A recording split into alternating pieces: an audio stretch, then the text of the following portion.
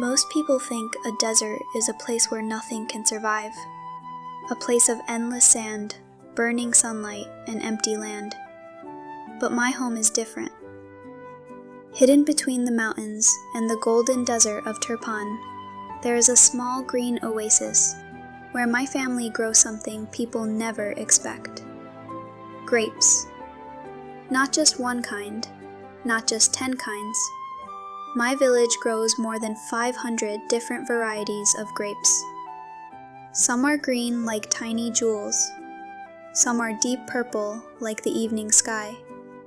Some become the sweetest raisins after drying under the desert wind. But the biggest secret is not the grapes. It is something hidden beneath our feet. A river you cannot see. A river that has carried life through this desert for more than 1,000 years. My name is Amina, and today I will show you why my village can grow the sweetest grapes in one of the driest places on earth. When visitors come to my village, the first thing they notice is the color. Green grapes hanging above their heads, purple grapes shining under the sunlight, golden grapes waiting to become raisins. But what surprises them the most is that every grape has its own story. My grandfather says that growing many kinds of grapes is like keeping hundreds of different memories alive. Some grapes are perfect for eating fresh. Some are chosen because they become sweeter when dried. Some have been grown here for generations. Farmers in my village know each variety like they know a friend. They know when it wakes up in spring, when it becomes heavy with fruit in summer, and when it is finally ready to be harvested. But how can so many grapes grow in a place surrounded by desert? The answer begins underground. Deep beneath the dry land of Turpan flows a hidden river. We call it Karez. You cannot see it from the desert surface. There are no giant rivers flowing across the sand. Instead, ancient tunnels quietly carry mountain water underground and bring it to our villages. My grandfather says the Karez is like the heartbeat of our oasis. It gives water to our homes, it gives water to our trees, and it gives life to every grapevine growing here. For generations, people built and protected these underground channels because they understood something important. In the desert, water is not just water. Water is the beginning of every story. Without this hidden river, there would be no vineyards, no grapes, no village. Many people ask me, why are the grapes from my village so sweet? My grandfather says the answer is a gift from nature. First, we have endless sunshine. During the day, the desert becomes very hot, helping the grapes grow strong. Then at night, the temperature drops, and the cool air allows the vines to rest. This difference between hot days and cool nights helps the grapes store more natural sweetness. And the Karez water gives the vines a steady supply of fresh mountain water. The vines grow slowly. The grapes become full of flavor. The desert that looks harsh from far away actually creates the perfect home for sweet fruit.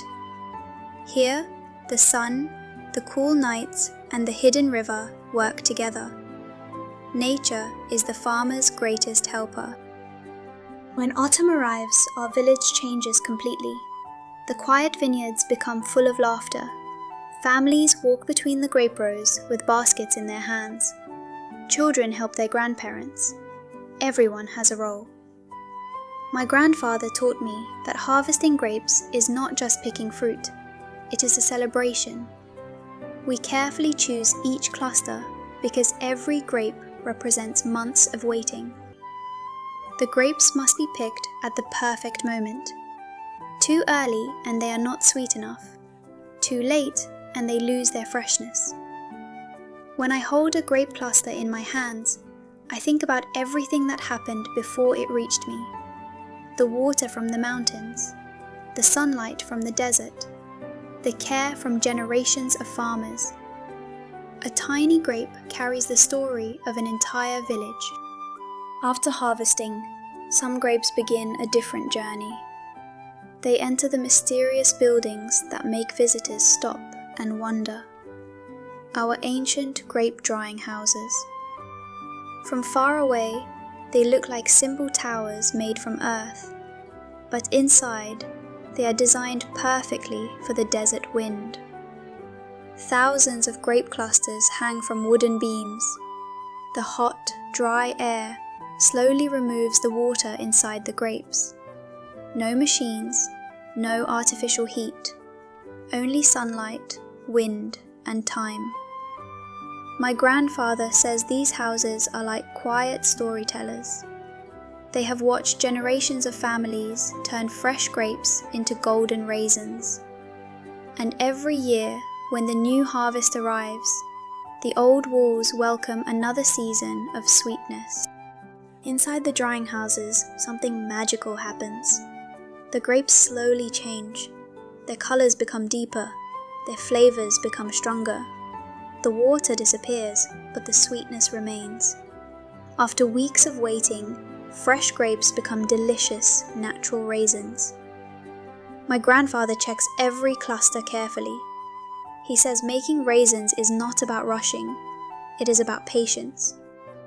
The desert teaches us that the best things need time. When I tasted my first raisin from our own drying house, I finally understood. It was not just sweet. It tasted like sunshine, like the desert wind, like my grandfather's stories. A small piece of fruit carrying hundreds of years of tradition. After the harvest is finished, our grapes travel to one of the most colorful places in Turpan, the Grape Market. Here people come from many places to discover the treasures of our oasis. Rows and rows of baskets are filled with grapes, raisins, dried fruits, nuts, and traditional foods. Everywhere I look, there are colors. Green grapes, purple grapes, golden raisins. Hundreds of varieties created by generations of farmers. But my favorite part is not only the fruit, it is the people. The farmers sharing their harvest, the grandparents telling stories, the children running between the stalls. The market reminds me that grapes are not just something we grow, they connect people, they bring our whole village together. That evening, after the market ended, I sat with my grandfather beside the Karez water. I asked him, "Grandpa, why do people love these grapes so much?" He smiled and told me, "Because every grape contains a little piece of this land." At first, I did not completely understand, but after seeing the hidden river, the vineyards, the harvest, the drying houses, and the market, I finally understood. The sweetness of our grapes does not come from one thing. It comes from thousands of years of people working together with nature. The water, the sun, the soil, the hands of farmers, and the stories passed from one generation to another. When people look at the desert, they often see emptiness, but I see something different. I see a hidden river flowing beneath the ground. I see green vineyards growing where nobody expects life. I see my grandfather's hands protecting an ancient tradition. And I see a village that turns simple grapes into something unforgettable. The secret of our grapes was never only the fruit. It was the relationship between people and nature. The desert gave us challenges. The hidden river gave us hope. And generations of families gave us their knowledge. So the next time you taste a sweet grape or a golden raisin, remember that somewhere in the desert of Turpan, a small village is still growing stories, one grape at a time.